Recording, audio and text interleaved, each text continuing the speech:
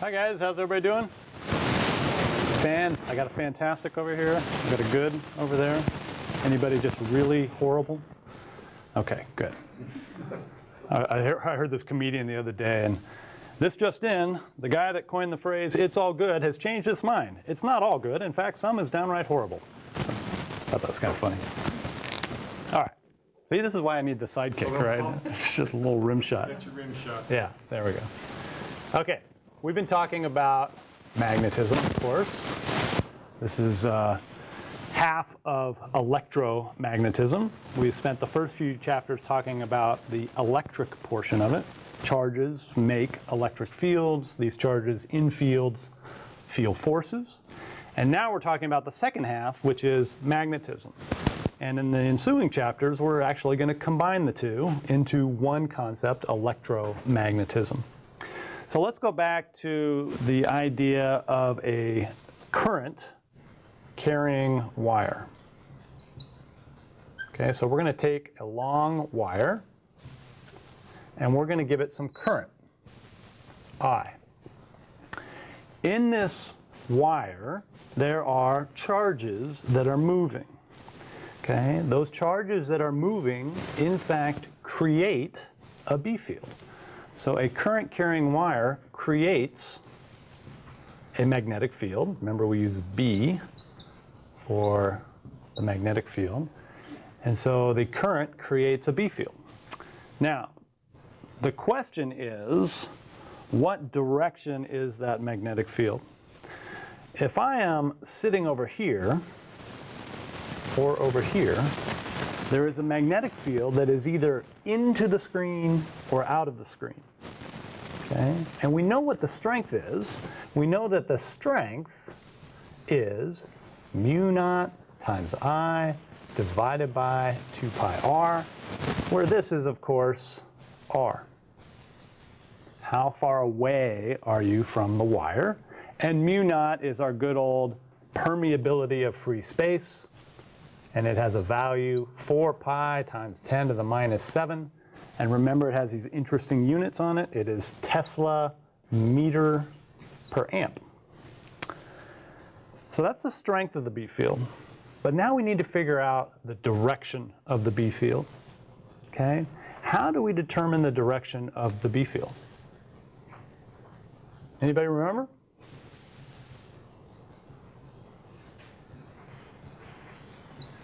I know, we talked about it all of yesterday ago, which seems like a long time ago, especially since we had a midterm yesterday. We use something called the right-hand rule, okay? And the right-hand rule has several different incarnations, and sometimes the books teach it slightly different than I might teach it, okay? So you should just practice with the right-hand rule to get used to the different approaches. You should end up with the same result. The way you determine the direction is the following. You put your thumb in the direction of the current, and your curled fingers will then indicate the direction of the B field. Okay? The right-hand rule. So, when we're looking at this picture right here, and I'm thinking about if I want to put a dot or an X in either of these circles, what should I do on this one right here? Should I put a dot there or should I put an X? What do you guys think? Let's try it. Hold up your right hand, okay? And remember, when you're looking at me here through the glass in my live studio audience, it's going to get a little confusing. So don't look at me. Look at the monitor over there. Okay? Hold up your right hand and put your thumb in the direction of the current. Okay? And with your thumb in the direction of the current, your fingers are going to wrap around in the direction of the B field. So, on this side right here, should I put a dot or an X? I should put a dot.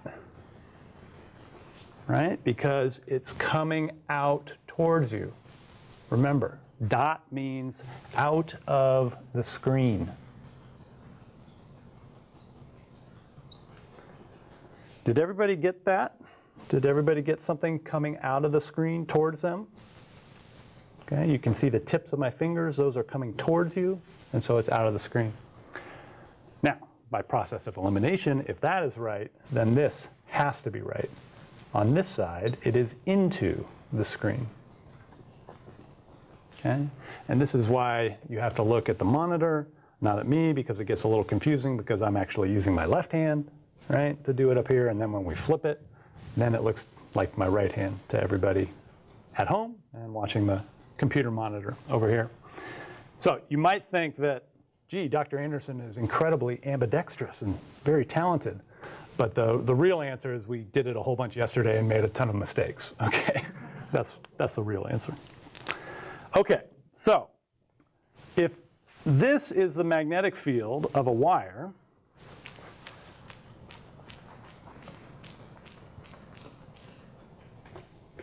then it makes circles. Okay, so if I think about drawing a magnetic field loop,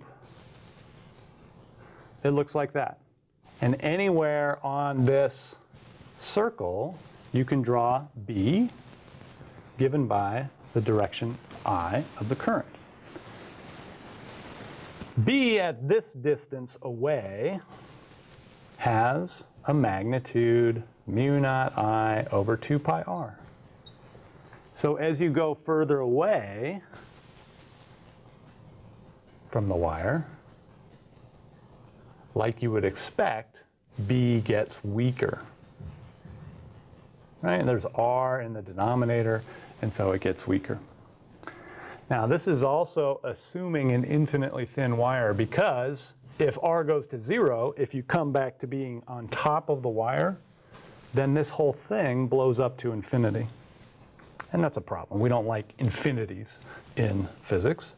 Okay? But we know that something else is going on once you get to the wire. A real wire is not infinitely thin. It's made up of atoms and molecules. Okay? And so once you get into there, it becomes a little bit more complicated. Okay, let's ask a follow-up question now. And once you pull out your clickers, and let's give you a clicker question. Let's say I draw a current loop.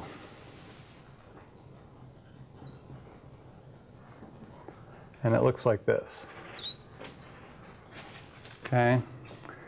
The solid part is closer to you. The dashed part is further away from you. So now let's put a current on this thing. And let's ask the following question. What direction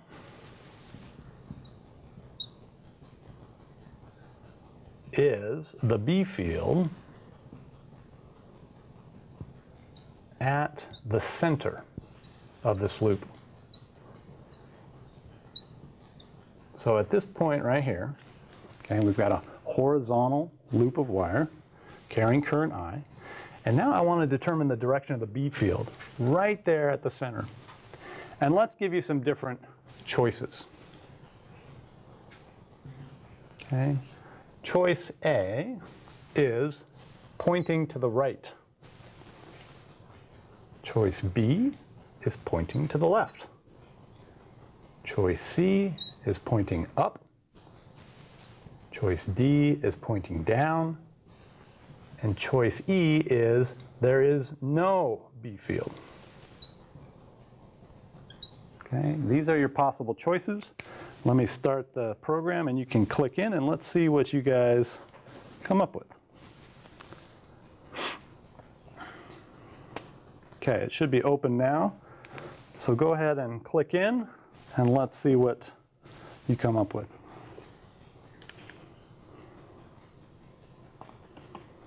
All right, everybody clicked in? Good. So there were 10 responses, and let's see what the results look like. We've got 1 vote here. We've got 1 vote there. We have 2 votes there. we have 3 votes there, and we have 3 votes there. So, kind of all over the place, right? Let's see if we can figure out how to understand this. And the way I think we should understand it is, let's redraw it. Let's say that we just take one straight wire. We know how to do that. Okay, take one straight wire and think about the B field at that point right there. Is that B field coming out of the screen or going into the screen? We just did this a second ago, right? Long current carrying wire. Is the B field here coming towards you or going away from you? It should be coming out of the screen, right? How do you know that? Put your thumb in the direction of the current, wrap your fingers around, and at this point, it's coming towards you, right? Should be coming out of the computer monitor over there. Thumb in the direction of current, there it comes. All right, that looks good. What about if I draw this? Is that going to get me something that is coming out of the screen there also? Yes. If I draw this, it will also get me something that is coming out of the screen. Okay, I in the direction of the current, fingers curled, direction of B, that's also coming out towards you. And so now we can complete this loop. So current going around like this has a B field that is coming out towards you. So let's go back to this problem. What's the correct answer here? Well, it is up. Okay. If you wrap your fingers around in the direction of the current, then your thumb becomes the direction of B, which is equivalent to putting your thumb in the direction of the current and wrapping your fingers around in the direction of B. Okay? It's all symmetric. So that is the correct answer, and the 2 of you that guessed that, nice job. Was it? Okay. I'm going to take a loop like this, and I said the current I is going around like that. That leads to a B field going up. But I could add another one right on top of the first one.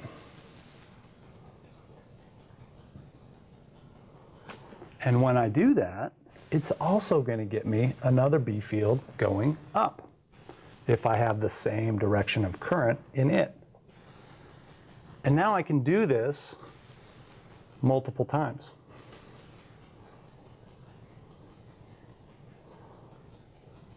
And every time I stack them up, I get an increase in the B field. This B field gets very strong. So this is, of course, a special device. And let me see if I can draw it slightly differently. A tube. And now you take a wire and you wrap that wire around the tube.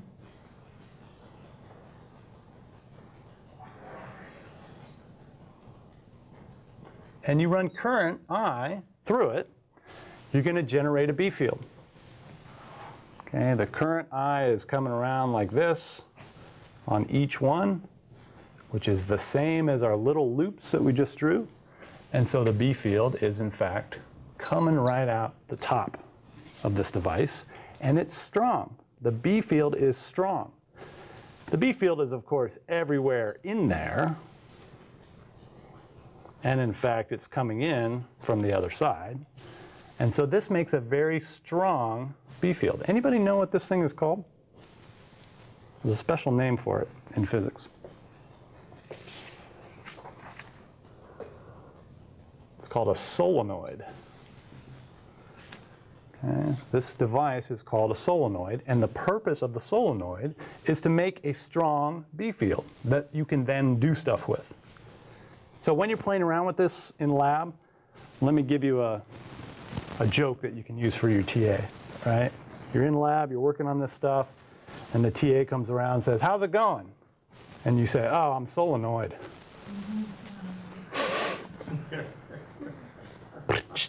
we need the drum. Physics humor. Can't get enough of it, right? I know. All right, what is the strength of the B field in a solenoid? Okay, the B field is pointing up. We determine that from our right-hand rule. The strength is the following. It's mu naught n I. Mu naught we know. I we know, but what is this thing right here? This is the turns per unit length. Okay, how many wires do you have? N wires. How long is your solenoid? L. That's what this little n is, turns per unit length. Okay, so what is the strength then of the B field? It is mu naught Ni over L. All right, so let's ask the following question. And the way you come up with it is something called Amperes Law. And this is a little tricky to explain at this level of physics because it really requires calculus. But let's see if we can make some sense of it. I'm going to show you the full version that we teach in Physics 400A, which is the senior course in electricity and magnetism. And Amperes law is this. Okay, it says the closed loop integral of B is equal to mu naught I. What this becomes when you don't want to deal with path integrals is the following. The summation of B parallel along delta L equals mu naught I. And this is for a closed loop. All right, so let me explain what this means. This parallel just means B along L. This side is how much current is crossing that closed loop. So, for instance, with our long straight wire, if I draw a circle around this thing, of radius r, then the left side of this becomes what? Well, I have to sum B over all these little delta L's as I go around. But if I go around a circle, I know exactly what delta L adds up to be. It adds up to be 2 pi r. The right side says how much current is being intercepted. How much current is being intercepted? In this case is I. There's only I that's crossing my closed loop. And so we get back to what we already knew. B is mu naught I divided by 2 pi r. All right. What about in the case of the solenoid? Okay, there's the current I. We know that B is going to be pointing up inside this thing. And let's give this path a length L. Okay, the solenoid is L long. Amperes law says sum the B parallel over delta L, and that's got to be equal to mu naught I. Well, it turns out if I draw a path that goes right down the center, comes out, completes the rectangle, that is a perfectly valid path. And now I just have to sum B over all those lengths. The one up here, we know, is just B times L. The one on the top is 0 because there's no B field pointing that way. The one out here is also 0 because there is essentially no B field outside the solenoid. And the last one is also 0. Okay? Now, we said that over here, the I is how much current are you intercepting with this loop that you just drew. And I've got one wire going through, 2, 3, 4, 5 wires that are going through my loop, and so that is N times I. And so now look what this simplifies to. BL equals mu naught Ni, or B equals mu naught N divided by L times I, which is exactly what we said a second ago. It's mu naught N times I. These solenoids you can make yourself. Take a tube, right? An old paper towel tube, and wrap a wire around it, and then run some current through. Hook it up to a battery. It makes a very strong B field. You can, in fact, pick up small objects with it. Little metallic objects you can pick up with your homemade magnet. It's kind of cool. Okay, what we said was if you make one of these solenoids, you can generate a magnetic field. You can, in fact, like pick up little things. Okay? But those things that you're picking up need to have some magnetic properties about them. And the one that I'd like to talk about is called ferromagnetism, or ferromagnetic materials. Okay, there's two other magnetic terms that you need to be aware of. One is called paramagnetic, and one is called diamagnetic. Paramagnetic means the internal field gets stronger with an applied magnetic field. Diamagnetic means it opposes the applied field. And the reason is in paramagnetic materials, it is the spin of the electron. In diamagnetic materials, it's the orbit of the electron. And so there's two classes of material, those with even numbers of atoms, of protons and electrons, and those are diamagnetic, and the ones with odd numbers are typically paramagnetic. But ferromagnetic is something differently entirely, okay? It's something entirely different. What is ferromagnetic? Well, what do you see here in this word? You see ferrous, okay? Iron.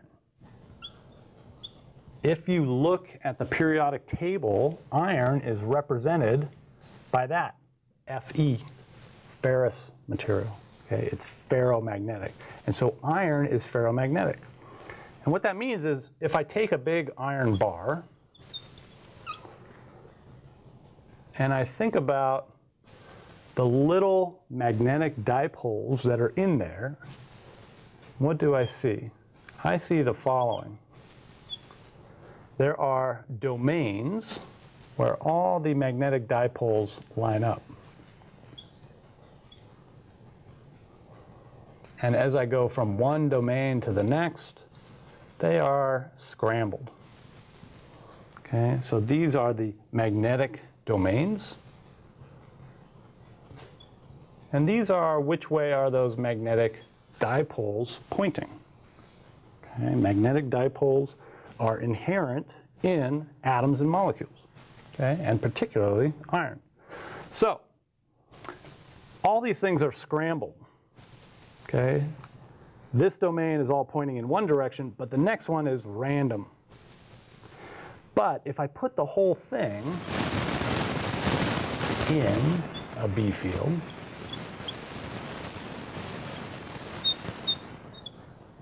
then I can get them to, in fact, line up. So those domains will stay the same. Try to draw it the same. But with a B field pointing to the right, all of those magnetic dipoles are going to align to the right.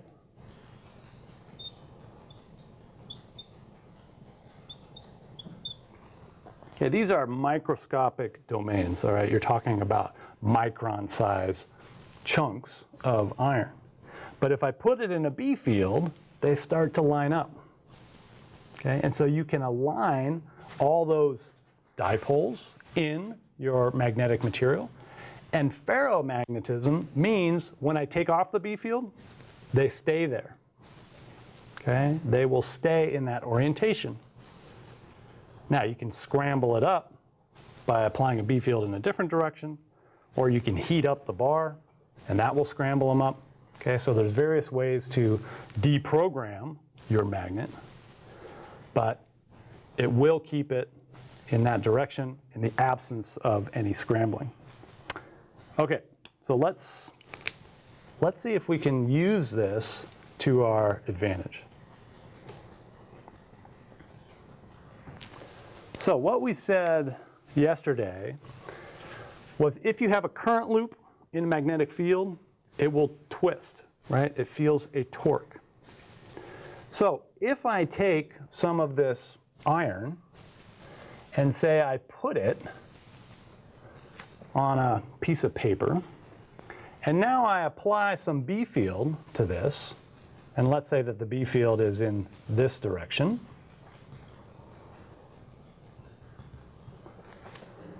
Then the little magnetic dipoles will align in that direction. Okay? And let's take another piece of this material and let's apply a B field in the opposite direction.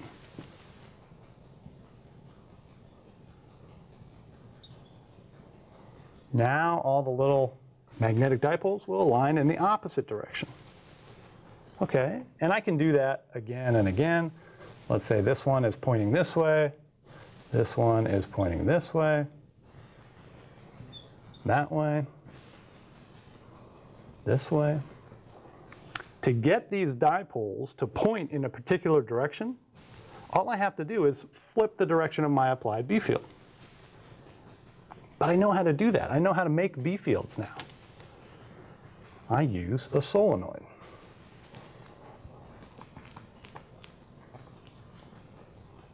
So I put a solenoid up here somewhere.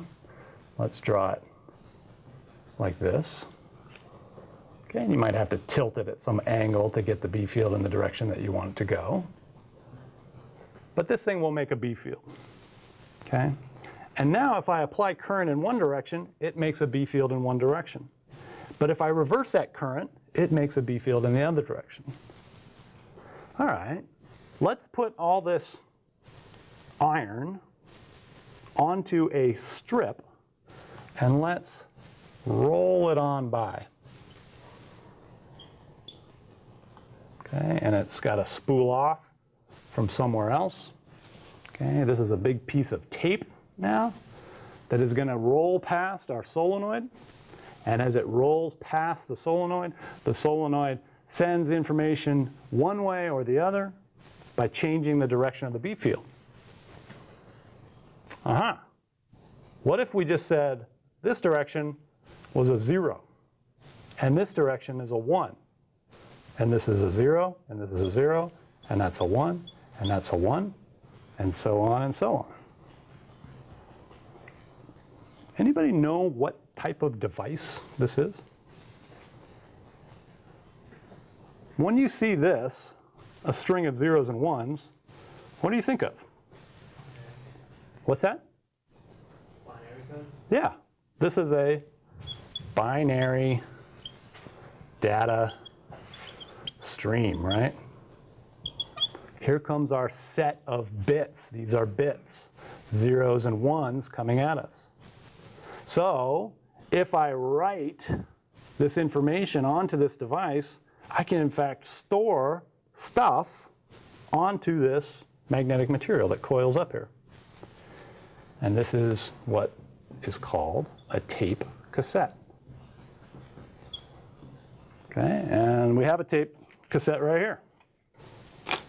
And this is really showing my age here when I pull out one of these, because a lot of you guys don't maybe recognize exactly what a tape cassette is because they're hard to find these days, right? Everything is CDs or everything is completely digital via your iPod or your smartphone or whatever.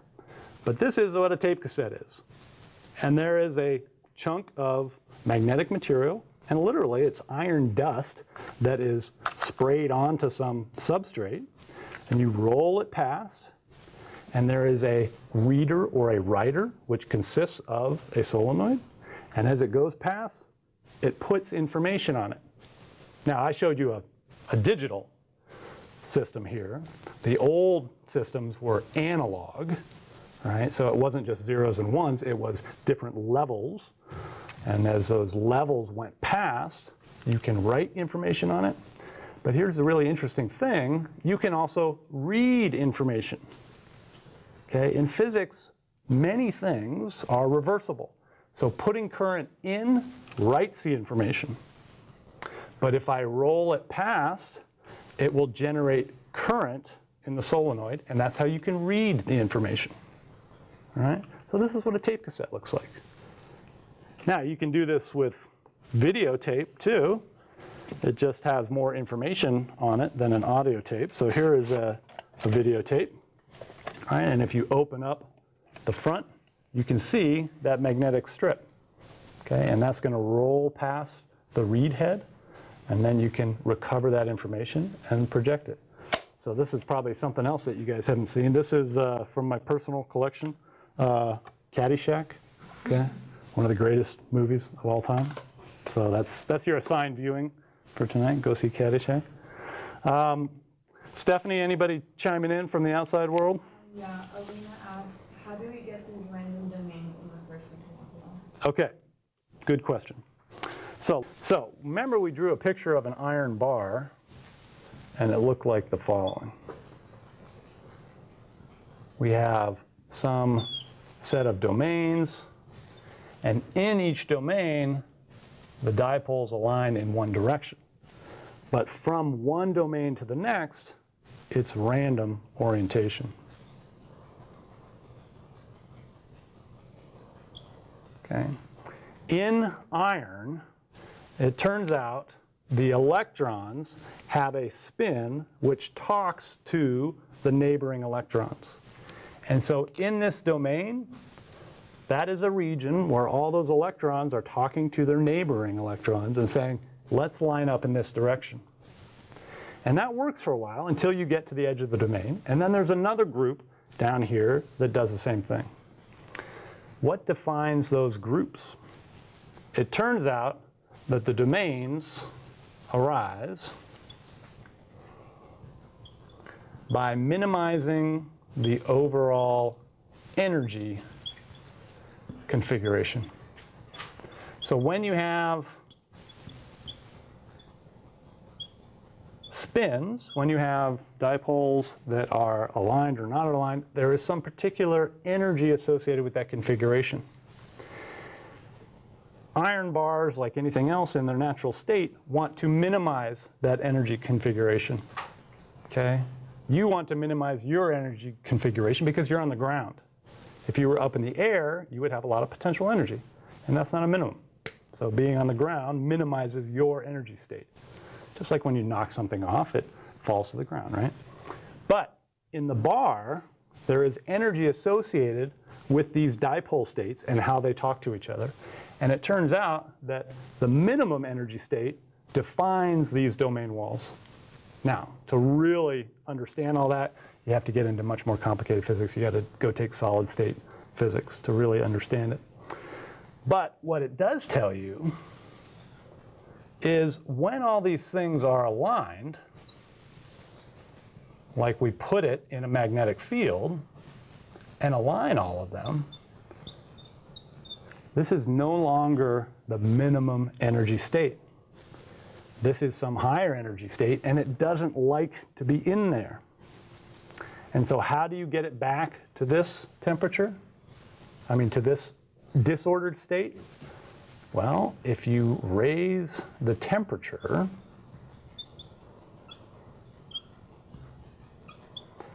close to what's called the Curie temperature, and this is named after Marie Curie, okay?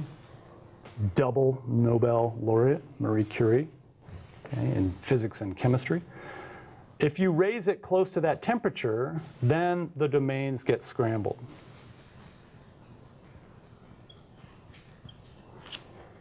Okay? Because you have jostled the system, and now it's going to fall back to its minimum energy state. And this is something that you might be aware of. I was certainly aware of it when I was a teenager, because when you take your tape and you leave it in the car and you have all the windows rolled up, it of course gets really, really hot in your car. Okay? It doesn't get to the Curie temperature, but it starts to get a lot hotter in your car. And if you do that over and over and over again, and you go to play your tape, right? And back in high school, the big popular band for me was Devo, right? Anybody know Devo? They kind of made a second showing recently, but anyway. So Devo, right? The song Whip It. Whip It Good? No? Okay, never mind. Anyway, you play the tape cassette after it's sat in your hot car for a long time, and it doesn't sound good anymore. It starts to sound horrible, okay? And that's because all the information that used to be on your little magnetic strip right there got really hot and got scrambled and went back to something like this. If it really hits the Curie temperature, then it completely destroys the information. But if it's just getting hotter, it will start to scramble the information. Okay? And this is good information, right? Because this tells you if you have some information on your disk and you want to destroy it, on your tape and you want to destroy it, you can just heat the whole thing up. That'll do it. Now, you guys don't have tape cassettes anymore, but you of course have something in your computer which has a lot of information on it. What's that? It's your hard drive. Okay? Here's the hard drive. It's spinning around. And on your hard drive is magnetic material. And you take a solenoid right here, and you write some information onto the hard drive, and this thing spins around, and this right head goes in and out, and you can tell this dot to be pointing to the right and this dot to be pointing to the left, and now you can put a whole bunch of information on the hard drive. Okay? And it's the exact same idea as a tape cassette. Okay? It's very, very, not exactly the same, but it's very similar to the tape cassette. Okay, any questions up to this point?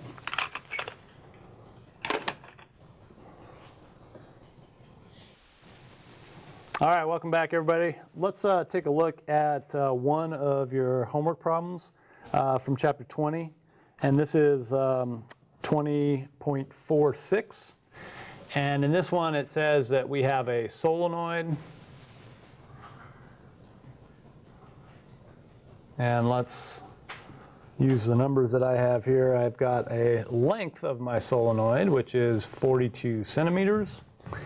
And diameter of the solenoid is 1.8 centimeters. And we want to produce a B field that is 0.03 Tesla. Okay? And the question is, if the maximum current is 4.7 amps, how many turns must the solenoid have? Okay, so I is going to be 4.7 amps, and we want to know the number of turns. All right, this doesn't seem too bad. Let's draw a picture of this thing first off. So here's our cylinder. We have current carrying wire going around, and the current comes back out. So what we said is if I is wrapping around in this direction, you can use the right-hand rule to determine the direction of B, and you should get B like that. Okay? And we need to figure out what the number of turns is that we need. All right, but we know how to do this, right? The solenoid has a B field that we said is mu naught little n times I. And little n, we said, is the number of turns per length. Okay, how many coils do you have in a given length L? All right, it seems like we have just about everything we need to calculate n. N, let's just solve it from this equation, is going to be what? B times L divided by mu naught times I. That's it. In fact, we don't even need the diameter here, right? That diameter d is not in our equation. So let's plug in some numbers and see what we get. B was 0.03. L was 42 centimeters, but in SI units, that is 0.42 meters. Mu naught is 4 pi times 10 to the minus 7. And I is 4.7 amps. So somebody punch those into your calculator, tell me what you get, and I will approximate it here. So we've got 3 times 10 to the minus 2. And then we've got a 4.2 times 10 to the minus 1. And we're going to divide by 4 pi times 10 to the minus 7. And then we have another 4.7 right there. All right, so what's that? 3 times 4.2 is 12.6. And then I've got a 10 to the minus 3 up in top. Down in the bottom, what do we have? 4 times pi. That's got to be very close to, what, 12 with a little bit more. So let's say that's 12, and we'll say that one is 5. 12 times 5 is 60. And then we've got a 10 to the minus 7. Okay, so we've got a 12 over 60, which is, what is that? Well, that's pretty close to 10 over 60, and 1/6 is about 0.15. Let's maybe go up a little bit, 0.16. And then we've got a times 10 to the 4. So I'm going to say that we have 16 times 10 to the 2. Did anybody get a real answer for that? Anybody punch those in and get a number? I got 2100. 2100? 2133. Okay, so I did something wrong somewhere. Anybody see what we did wrong? If that's right, did anybody else confirm that that's the number they got?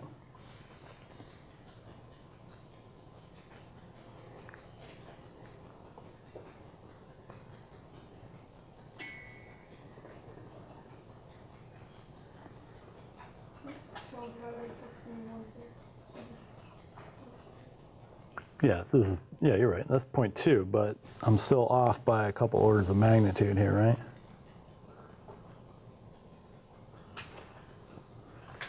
So if this is 0.2 times 10 to the 4, this is 2 times 10 to the 3. There we go. That's where we went wrong. Okay, so that was our approximation, and this is the right answer. All right, should we try it and see if we get it right? Let's take a look. 2133, let's submit it, and it says we're correct. Good. Okay, questions on that one? That one was not too bad. About magnetic fields and work. And let's say we do the following. Let's say we take a particle and we'll give it a positive charge. And now we're going to send it flying in this direction, V. And let's put a magnetic field everywhere going into the page.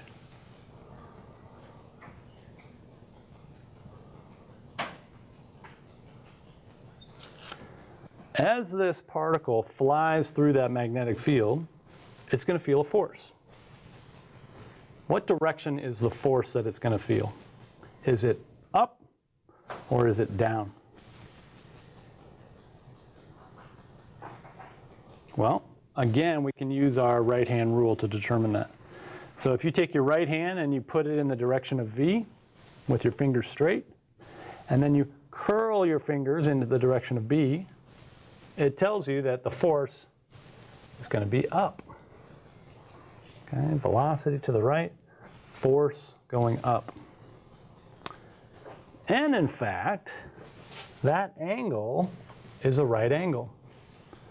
So let's go back to the definition of work for a second. Work is FD cosine of theta, or F times VT cosine of theta, right? Distance is equal to velocity times time. And theta here is the angle between F and V. What's the angle between F and V in our case? It's a right angle, it's 90 degrees. So I have cosine of 90 degrees. What's the cosine of 90 degrees? 0. Okay. It's 0. And we just did this in general, right? This wasn't anything very specific. And so we can come up with a statement about magnetic fields and work, which is the following. Magnetic fields do no work.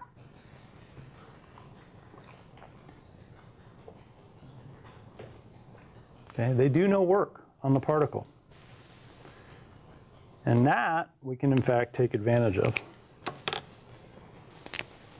So let's say we do the following. Let's say we have our B field, and this region of space has a B field that is everywhere pointing into the screen.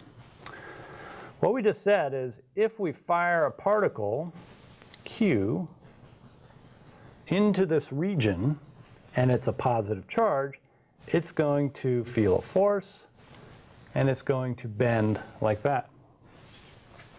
Okay? Now, the speed of that particle coming out over here is exactly equal to the speed of the particle when it went in. And that's because magnetic fields do no work. Can't change the kinetic energy of the particle. The kinetic energy just depends on the speed. And so if it goes in at V, it comes shooting back out at V. All right. How do we determine something about this radius r of curvature?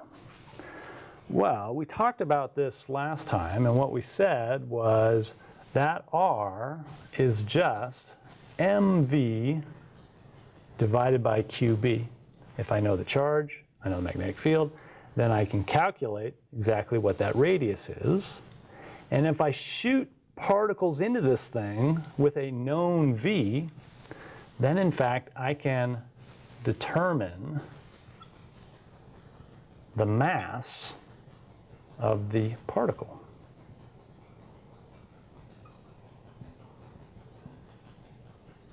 I can determine the mass by measuring that radius of curvature. Anybody know what this device is called? We have one of these here on campus. Okay, and it does exactly that. It shoots particles into this region of magnetic field, and it measures the radius of curvature of their trajectory. And from that, we determine the mass of the particle. And this maybe is something that you've heard before. Anybody know what the term is? Mass spec, right? Mass spectrometer. That's what this device is.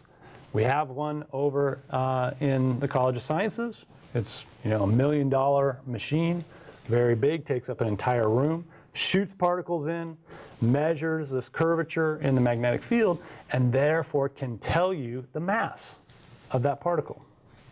All right? Why is that important? Why do you want to measure the mass of something? Well, let's say we do the following experiment. Let's do our mass spec, but now we have two different objects of two different mass. Okay.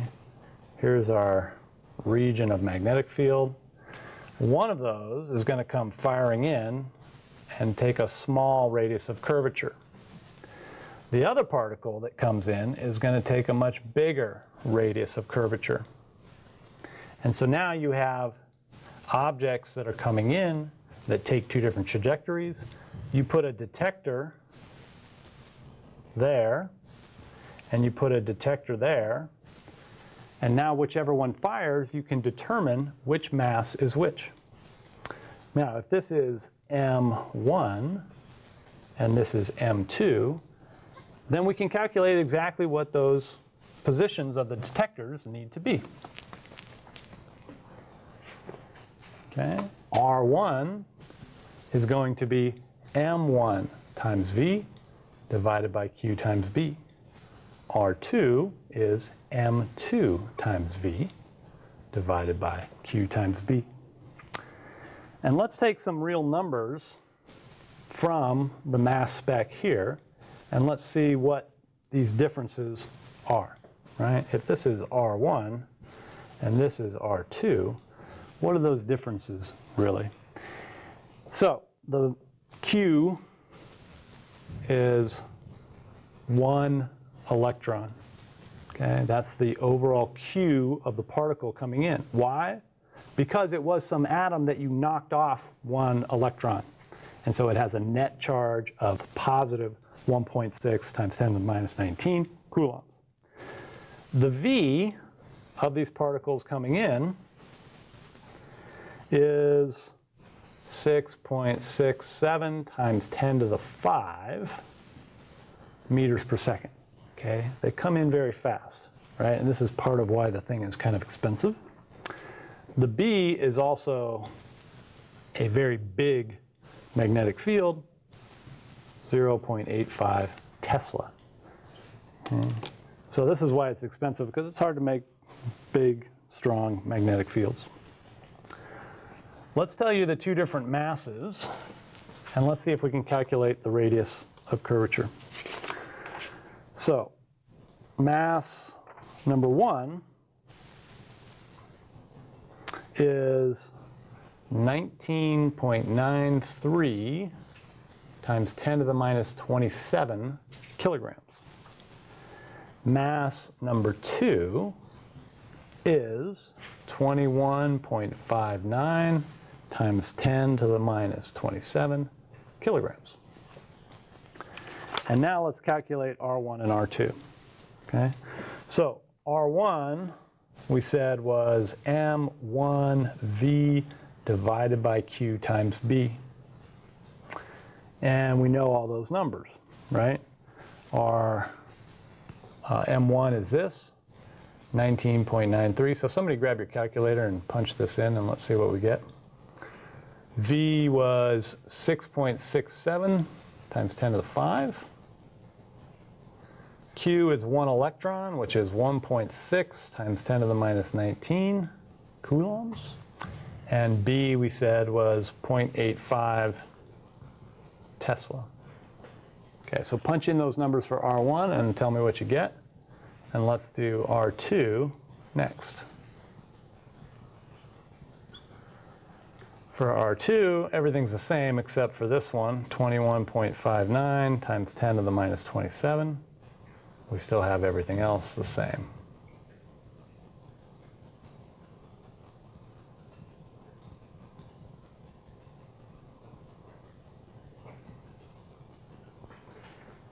Okay. Anybody get a number for R1? 0.097. Like that? Yeah. And SI units, that should be meters. And what about the other one? I'll do it.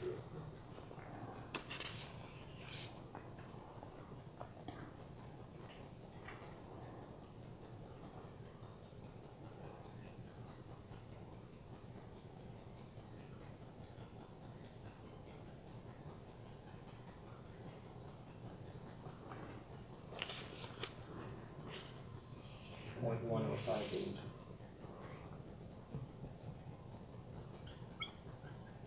Okay, so this one is 9.77 centimeters.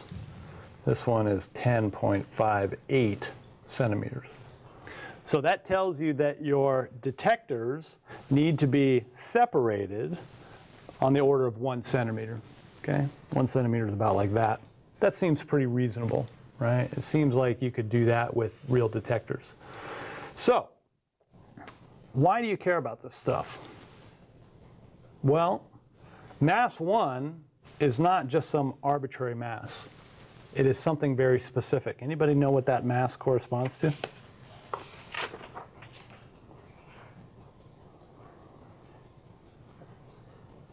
It is the mass of carbon-12. Anybody know what this mass is? It's the mass of carbon-13, right? Carbon-13 has an extra neutron on it, and so it's heavier than carbon-12. And this is how you do stuff like carbon dating. You look at the ratio of carbon-12 to carbon-13, and this tells you how old something is. And so mass spec is a way to date things, right? How old is this chunk of material? Do carbon dating on it.